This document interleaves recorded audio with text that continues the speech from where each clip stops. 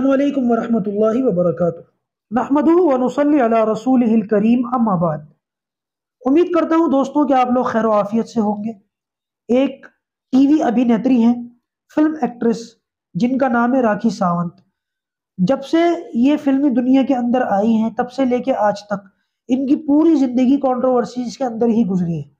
آئے دن کچھ نہ کچھ باتیں ان کی زبان سے ایسی نکلتی رہتی ہیں، یا کوئی نہ کوئی حرکت، نقل و حرکت یہ ایسی کرتی رہتی ہیں کہ جس کی وجہ سے یہ چرچا کا مدعا بنی رہتی ہے۔ اور ظاہر سی بات ہے کہ پھر ان کو اس وجہ سے کنٹروورشل کوئین کے نام سے یاد کیا جاتا ہے۔ کچھ ٹائم پہلے بھی یہ چرچا میں بنی تھی، اور وجہ تھی ان کا دین اسلام قبول کرنا اور ایک مسلمان شخص سے شادی کرنا۔ بہرحال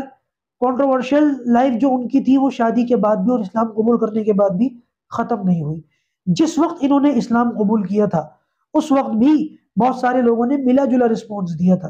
کچھ لوگوں نے ان کو اسلام کی مبارکباد دی، تو کچھ لوگوں نے ان کے اسلام قبول کرنے، کلمہ پڑھنے کو بھی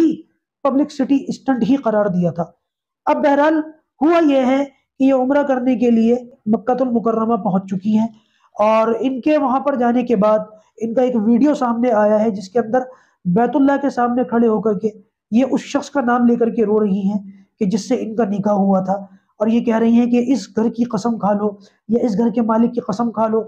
تم سچ بتاؤ، تم حقیقت بیان کرو۔ بہرحال ان کے اس ویڈیو کے اوپر بھی لوگوں نے بہت ساری باتیں کری ہیں، اور ان کے عمرے پر جانے پر بھی لوگوں نے بہت ساری باتیں کہی ہیں۔ کچھ لوگوں نے تو یہاں تک کہہ دیا کہ 900 چوہے کھا کے بلی حج کو چلی۔ اب وہ حج پہ جانے والی مثال تھی، اور وہ مثالی سر کیونکہ عمرے پہ یہ گئی ہیں تو ان پر ایک طریقے سے فٹ بٹھانے کی پوری کوشش کی ہے۔ بہرحال اس صورتحال کے اندر ہمیں کیا سوچنا چاہیے، ہمیں کیا کرنا چاہیے، کیونکہ دونوں طرف لوگ ہیں اور دونوں طرف کے لوگوں کے پاس دلائل بھی ہیں اور کہنے کو بہت سارے جملے بھی ہیں۔ تو میں صرف یہ کہنا چاہوں گا،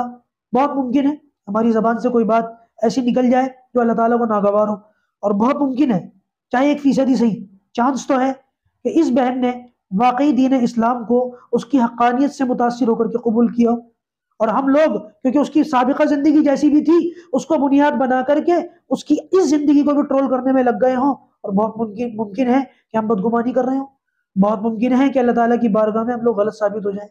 تو بہرحال کرنا یہ چاہیے کہ اس بہن کے لیے اور دوسرے جتنے ایمان والے ان سب کے لیے دعا کرنی چاہیے، چاہے وہ بائی برتھ ایمان والے ہوں یا کنورٹڈ ہوں۔ دعا یہی کرنی چاہیے کہ اللہ تبارک و تعالیٰ جتنے بھی ایمان والے ہیں ان کو اپنے ایمان پر ثابت قدم رہنے کی توفیق نصیب فرمائے، اور اس دنیا سے اپنے ایمان کو بچا کر لے جانے کی توفیق نصیب فرمائے، کیونکہ بولنے والے بہت زیادہ بول رہے ہیں، یہاں تک کہ حد لمٹ جو ہے نا وہ بہت زیادہ کروس ہو چکی ہے۔ میرے بھائیوں اس طریقے سے نہیں بولنا چاہیے۔ بہت ممکن ہے آپ کی باتوں میں سچائی ہو،